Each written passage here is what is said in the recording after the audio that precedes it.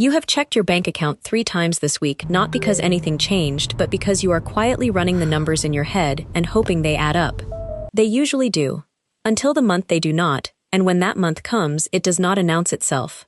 It arrives as a car repair you did not budget for, a medical bill that showed up without warning, a phone screen that cracked at the worst possible time, and the money to cover it is not there. So you put it on the card. You tell yourself you will pay it off next month. Next month arrives and something else has already claimed the money. The card balance sits there. The interest starts accumulating, and what was supposed to be a one-time setback quietly becomes a 6-month story that costs you significantly more than the original expense ever did. This is not a spending problem. It is not a discipline problem. It is a gap, one specific gap, and it has a name and a dollar figure. $1,000 sitting in a separate account set aside for exactly this moment would have stopped every part of what you just heard from happening. This video shows you what that account is, why $1,000 specifically, how to build it in the shortest time possible on whatever income you have right now, and what your financial life looks like the month after it is in place. The emergency fund, explained properly, is not the 6-month savings target you were advised to have. That number may be so large from the starting line that most people never begin. It is $1,000. One specific, achievable, high-impact first target that you can reach in 8 to 12 weeks and that will change how your money works for you more immediately than almost any other move you can make right now. Here is exactly how it works. Before we go further, if this is your first time here, subscribe now. Capital Notes publishes one practical personal finance video every week. Hit subscribe and the bell so you do not miss the next one. Now, here is the rule. Before you pay down debt faster this month, before you open an investment account, before you direct money toward any other financial goal, you build $1,000 in a separate savings account, and you leave it there unless a genuine emergency requires it. Not your general savings, not the account your rent comes out of, a separate account with one specific job. Absorb the expense that would otherwise start the cascade you heard described in the first 60 seconds of this video. The reason this comes before everything else in your financial life right now is straightforward. Without it, every goal you set is vulnerable to being knocked back the moment the next unexpected expense arrives. You cannot build consistently toward anything if the foundation keeps getting reset. The $1,000 buffer is what stops the reset. The reason the number is $1,000 and not $500 or $2,000 comes from what the data on real financial emergencies shows. The expenses that most commonly derail people in your income bracket, car repairs, medical copays, appliance failures, small home repairs that cannot wait, usually cluster heavily below $1,000. A $1,000 buffer absorbs approximately 80% of the emergency events that occur in ordinary household finances in a given year. It converts 4 out of every 5 of those moments from a crisis into an inconvenience. The reason the number is not higher, not $2,000 or $3,000, is that the higher the target, the longer it takes to reach, and the longer it takes, the more likely it is that an emergency arrives before you get there and resets your progress.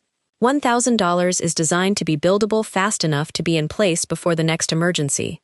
That is the only thing that matters about the number right now. Let me tell you, Bourbonense, funds account is not for. This account only works if you keep it for the right purpose. It is not where you save for a holiday you want to take. It is not where you put money for a new phone, a car upgrade, or anything you can plan for in advance or postpone without real consequences. The only thing that should ever trigger a withdrawal is a genuinely unplanned expense that cannot be deferred without a real consequence and would otherwise require you to borrow money or disrupt something else in your budget to cover it. Before you touch this account for anything, ask yourself 3 questions. Was this genuinely unplanned?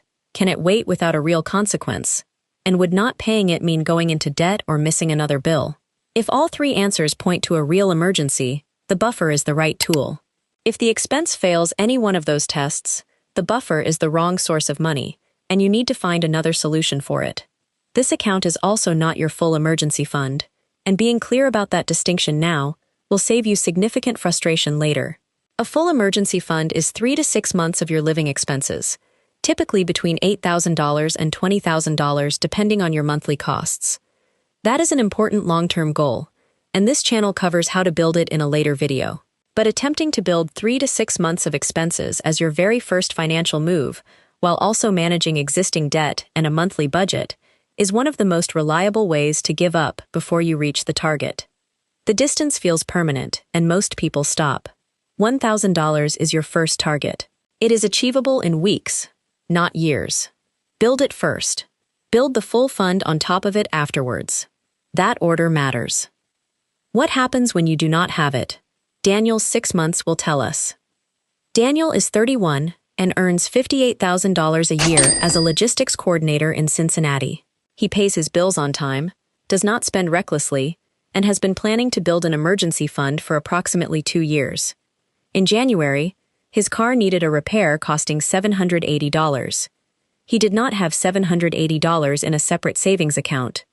The $780 went on a credit card at 21% interest. He planned to pay it off in 2 months. In February, before the January balance had been meaningfully reduced, his laptop stopped working and needed replacing. $650 went on the same card. The balance was now $1,430, growing at 21% annually. In March, his rent increased by $120 a month with 60 days' notice, which required a budget adjustment that reduced the extra payment he had planned to put toward the card.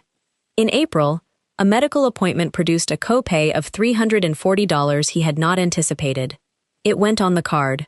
Balance: $1,840. By June, Daniel was making $55 minimum payments on a $1,900 balance. At that rate, the debt would take approximately 4 years to clear and cost over $900 in interest on top of the original expenses. The original 4 expenses totaled $1,770. Total cost, including minimum payment interest, approximately $2,700. The $930 difference between what those emergencies actually cost and what they ended up costing Daniel is the exact price of not having a $1,000 buffer. None of the 4 events were avoidable. None were reckless. The car broke down, the laptop died, the rent went up, the medical bill arrived. Normal life. The $930 extra was not the cost of bad decisions. It was the cost of having no account to absorb the first event before it could trigger the next. This is what the financial mistakes to avoid always include, but rarely show in full numerical detail. The cascade is the problem, not the individual events. The car repair did not cost Daniel $780. It cost him $780 plus the compounding effect on everything that followed because the balance was already on the card when the next event arrived. The buffer breaks the cascade at event 1. The car repair costs $780. The buffer absorbs it, nothing else is affected, and the buffer gets rebuilt over the following weeks. That is the complete difference between Daniel's 6 months and the same 6 months with $1,000 sitting in a separate account. In a moment, I am going to walk you through the 3 strategies for building $1,000 as fast as possible. Then I am going to show you exactly how Claire built hers in 11 weeks on a $41,000 salary, using those 3 strategies at the same time. The timeline matters because it tells you how quickly you can close the gap before the next event that would otherwise start your own version of what just happened to Daniel. Stay with me. There are 3 ways to build $1,000 as fast as possible. The fastest approach uses all 3 simultaneously, rather than one at a time. The first is automatic saving. Set up a recurring transfer from your checking account to the buffer account on the day your paycheck arrives, before any spending has a chance to claim the money first. The amount matters less than making it automatic. $50 per paycheck builds to $1,000 in 10 months. $100 per paycheck builds to $1,000 in 5 months. $200 per paycheck, which is achievable for most people who look honestly at their monthly spending, builds to $1,000 in 2.5 months. The transfer must be automatic because a manual transfer that requires you to remember and decide each month will be skipped in the months when money feels tight. Those are exactly the months when building the buffer matters most. Set the transfer up today and let it run. The second strategy is a one-time push to bring in extra cash specifically for the buffer that does not come from your regular monthly income. This means selling items from your home you no longer use, taking on one additional shift or paid project if that option is available, or doing one honest pass through your subscriptions to find services you are paying for but not using and redirecting that money to the buffer. One weekend of listing unused items on a local resale platform can realistically generate $200 to $400 for most households. That takes weeks off your timeline. The third strategy is a temporary and specific spending reduction with a clear endpoint. Not a permanent lifestyle change. A targeted redirect of money currently going to something discretionary for a defined time period. Eating out 2 fewer times a week for 8 weeks. Pausing 1 subscription for 2 months. Skipping 1 or 2 optional social expenses that would normally be accepted without much thought. When the buffer reaches $1,000, the reduction ends. Knowing the reduction is temporary and tied to a specific goal makes it manageable in a way that open-ended advice to spend less in general never is. Set the endpoint before you start. Let's look at how Claire was able to do this and what we can learn from her. Claire is 27 and works as a receptionist at a medical practice in Denver, earning $41,000 a year. When she decided to build her buffer, her budget was genuinely tight. She could not find $250 a month from her regular income without real hardship. What she could find was $100 a month, which she set up as an automatic transfer the same day she made the decision. She also spent one Saturday afternoon going through her apartment and listing 14 items she no longer used on a local resale platform. Over the following 3 weeks, 9 of those items sold for a combined $310, which she transferred to the buffer account immediately. Suspicions, she found 2 streaming subscriptions she had not used in over a month, and canceled both for a combined saving of $28 per month. On day 77, her buffer crossed $1,000. 4 months later, a dental bill arrived for $380. The bill cost her $380. No credit card, no interest, no disruption to any other part of her budget. She rebuilt the buffer to $1,000 over the following 6 weeks, and it has stayed above $1,000 every month since. 11 weeks on a $41,000 salary, 1 automatic transfer, 1 Saturday of selling, 2 canceled subscriptions. The strategies are not complicated. The only thing that makes them work is starting before the next expense arrives rather than after it. Another very important factor to the success of this strategy is where you keep the account that houses your emergency funds.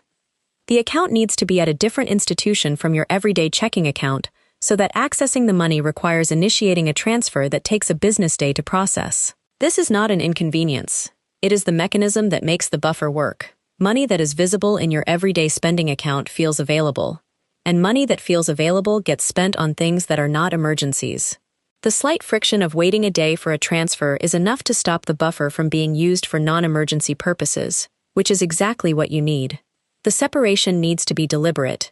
Choose a different bank or online institution specifically because it is not the same place your daily spending comes from. The buffer should also earn something while it sits there. A high-yield savings account at an online institution is currently paying between 4 and 5% annual percentage yield in 2026. A standard savings account at most traditional banks pays between 0.01 and 0.5%. On $1,000, the annual difference is $40 to $50. Not dramatic at this balance, but the habit of keeping your savings in the highest available rate account matters considerably more as the balance grows. On a full 3 to 6 month emergency fund, that same rate difference is worth hundreds of dollars per year for zero additional effort. Open one of those high-yield savings accounts tonight and use it as the buffer account from day one. What changes the moment it is in place? 2 things change when the buffer is in place, and both of them happen immediately. The first is practical. Every financial goal you are working toward becomes more achievable because it is no longer being knocked back every time something unexpected happens.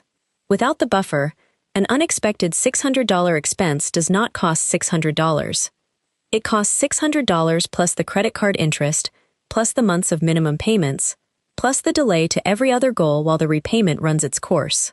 With the buffer, the $600 expense costs $600, the buffer absorbs it, the buffer gets rebuilt, and everything else continues without interruption. The buffer does not make emergencies cheaper, it makes them contained. And contained is the difference between 1 bad month and 6 bad months. The second change is in how money feels day to day. Most people without any savings describe a background low-level anxiety around money, checking balances before spending decisions, doing mental arithmetic when an unexpected cost comes up, That particular feeling of knowing one thing going wrong could start a chain. That feeling does not go away when income increases. It goes away when there is a specific account for exactly the things that create it. When the buffer is in place and something goes wrong, the question is not, how am I going to pay for this? The question is, does this qualify for the buffer? And if it does, you use it, you rebuild it, and you move on. That shift, from managing the aftermath of emergencies to simply absorbing them, changes your day-to-day experience of managing money more than any spreadsheet or budgeting system ever will. 3 actions you can take this week. Action 1. Open a high-yield savings account at a separate institution from your everyday bank. Name it Emergency Buffer, and do it before you go to sleep tonight.